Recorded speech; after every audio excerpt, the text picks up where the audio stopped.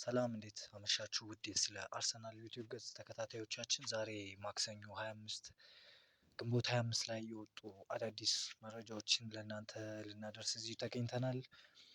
ከምስሉ ላይ እንደምታዩት ክለባችን በዝውውሩ መስኮት በጣም ከብዙ ተጫዋቾች ጋር ስሙ እንደተለመደው ስሙ ከብዙ ተጫዋቾች ጋር እንደተያያዘ ነው። ነገር ግን ያው ሁሉንም ተጫዋቾች አያስፈርምም እና ከእነዚህ ውስጥ የትኞቹ ናቸው ትክክለኛ ከክለባችን ጋር የተያያዙና ትክክለኛው ታማኝነት ያላቸው ምንጮች የዘገቡት የቱ ነው የሚሉትን አንዳንድ ዜናዎች የምናቀርብላችሁ ይሆናል።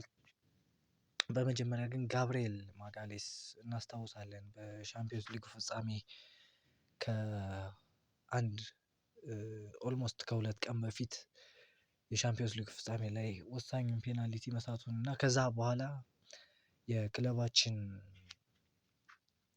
የማሊያ ሽያጭ በጋብርኤል ማጋሌስ ስም ዙሪያ 360% እንደጨመረና ደጋፊው ለሱ ላሳየው በአመቱም ሙሉ ላሳየው ጥረት ለሱ ፍቅር በአንድ ጨዋታ በአንድ ጌም አንተት የሚለካ እንዳልሆነ የሱ ብቃት የሱ የውድድር አመት በአንድ ፔናልቲ ስህተት የሚለካ እንዳልሆነ ፍቅር ለማሳየት የእሱን ማሊያዎች የሚገዙ ደጋፊዎች ቁጥር በ360% ወደ ላይ ማደጉን ታውቋል ማለት ነው። ይሄ ደግሞ በክለባችን ውስጥ ምን ያክል ታማኝ ደጋፊና ደጋፊዎቹን በጥሩም ሆነ በመጥፎ ሰዓት የሚደግፍ ደጋፊ እንዳለ የሚያሳይ ነው እና በጣም ደስ ይላል። ለእሱም በእርግጠኝነት በጣም ሞራሉን ቡስት የሚያደርግና ለቀጣዩ ውድድር አመት በጠንካራ ማንነት እና በጠንካራ ከዚህም በላይ ለእነዚህ በዚህ በመጥፎ ሰዓቱ ከጎኑ ለቆሙት ደጋፊዎች የተሻለ ነገር ለመስጠት የሚያስችል ነገር ይዞ እንደሚመጣ አልጠራጠርም። እና ወደ ዝውውር መረጃዎች ስናልፍ አርሰናል ጁሊያን አልቫሬዝ ጉዳይ ላይ ወደ ዝውውሩ ገብቷል እና ስለ ሁኔታዎች አትሌቲኮ ማድሪድን ጠይቋል የሚሉ መረጃዎች እየወጡ ይገኛሉ። ጁሊያን አልቫሬዝ በባርሴሎና እንዲሁም በፓሪስ ሰን ጀርመን የሚፈለግ ሲሆን በክለባችን በተለይ በሚኬል አርቴታ በጣም የሚደነቅ ተጫዋች ነው። በማንቸስተር ሲቲ ቤት አብረው መስራታቸው የሚታወስ ነው። ጁሊያን አልቫሬዝ ከማንቸስተር ሲቲ ወደ አትሌቲኮ ማድሪድ ዝውውር ሲያደርግ በአንድሪያ በርታ በአሁኑ የክለባችን ስፖርቲንግ ዳይሬክተር አንድሪያ በርታ ምክንያት ወደ አትሌቲኮ ማድሪድ እንደሄደ እናስታውሳለን። በዛ ምክንያት ከአንድሪያ በርታ ጋር ቀድሞውኑ ግንኙነት ስላላቸው ምናልባትም ከሚኬል አርቴታም ከአንድሪያ በርታም ጋር ከዚህ በፊት በነበራቸው ግንኙነት ምክንያት እና ክለባችንም አሁን ላይ ባለበት ደረጃ ምክንያት ጁሊያን አልቫሬዝ ወደ ክለባችን ሊመጣ እንደሚችል አንዳንድ መረጃዎች እየጠቆሙ ነው የሚገኙት። በዚህ ላይ ደግሞ ክለባችን እንደ ድሪም ወይም ደግሞ በትልቅ ደረጃ የሚመለከተው በጣም በትልቅ ደረጃ የሚመለከተው ሳይኒንግ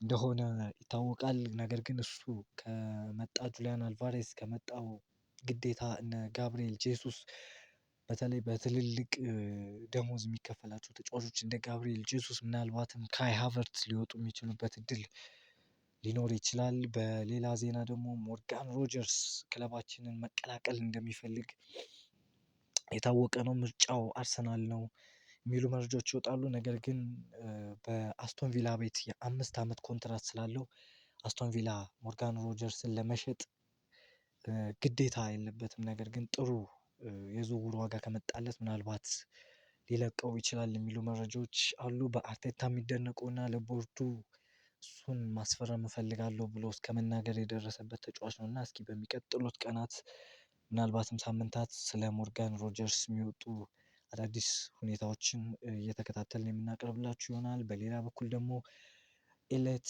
ጁኒየር ክሩፒ ከፓሪስ ሰን ጀርመን እና ከማንቸስተር ሲቲ እንዲሁም ከክለባችን አርሰናል የዝውውር ፍላጎት አለ። አርሰናል ከፋብሪዚዮ ሮማኖ ትላንት እንደገለጸው ከሆነ አርሰናል በጁኒየር ክሩፒ ላይ ቦርንማውዝን ምን አይነት ሁኔታ ውስጥ እንደሚገኝና ምን ያክል ገንዘብ እንትን ሊል እንደሚችል ያለውን ሁኔታ ስለ ዝውውሩ ጠይቋል ብሎ ተናግሮ ነበር። በፓሪስ ሰን ጀርመን በጣም በጥብቅ ይፈለጋል። በተለይ